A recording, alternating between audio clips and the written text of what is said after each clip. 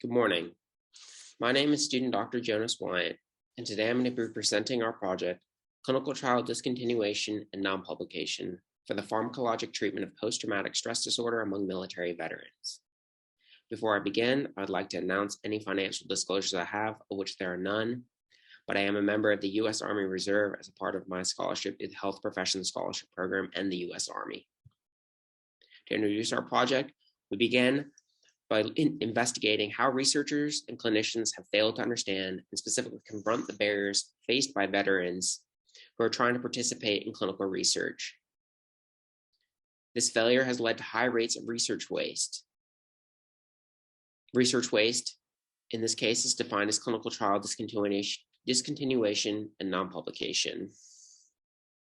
It is the ethical responsibility of researchers to contribute their findings to the literature as supported by the International Committee of Medical Journal Editors, as well as the National Institute for Health Research. The objectives of this study were to determine rates of clinical trial discontinuation and non-publication among PTSD-focused clinical trials with a pharmaceutical intervention, specifically those as it related to veterans.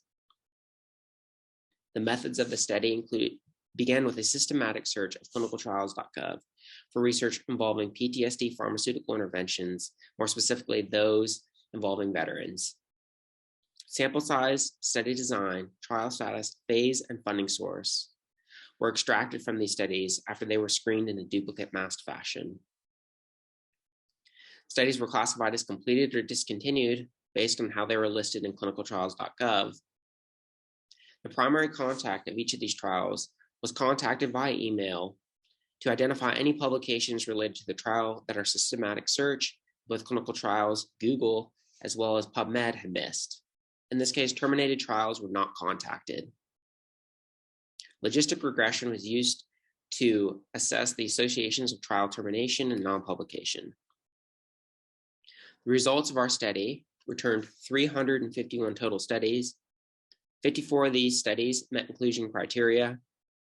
11 of these 54 studies were discontinued.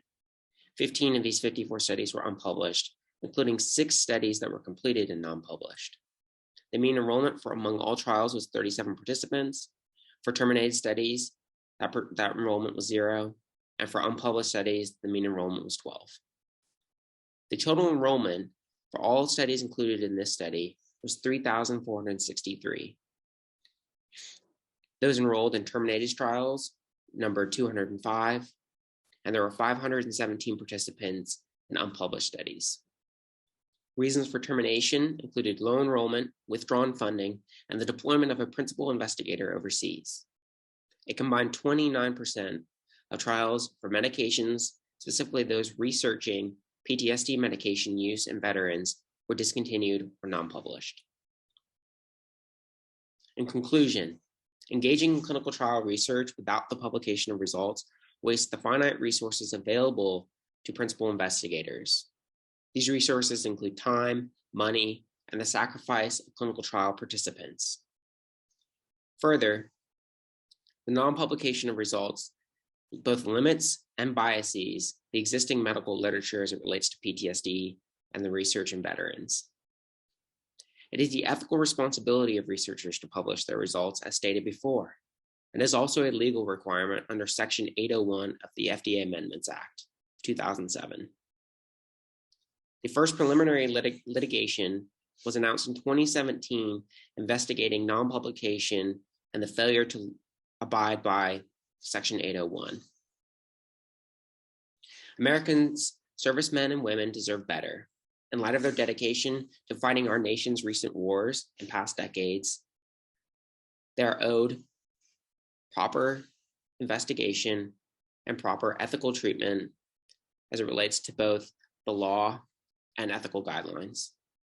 A veteran's participation in clinical trials should contribute to the advancement of scientific knowledge surrounding PTSD and diseases that they've been affected with.